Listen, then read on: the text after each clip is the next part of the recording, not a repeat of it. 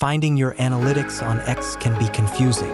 Sometimes it's hidden, sometimes it's missing, and sometimes it's buried 2 menus deep.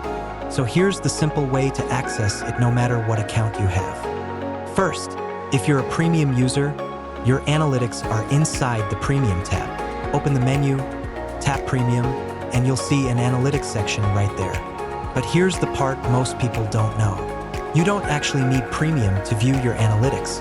Anyone can access full analytics by going directly to analytics.x.com. Just type it in your browser and sign in.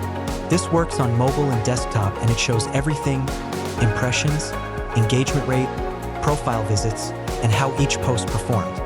If you've been clicking the little graph icon under your posts and not getting the full page, this is why. The icon only shows basic stats. The real analytics dashboard is at analytics.x.com. Use it to see what content works when your audience is active and which posts you should double down on. That's how you grow consistently on X.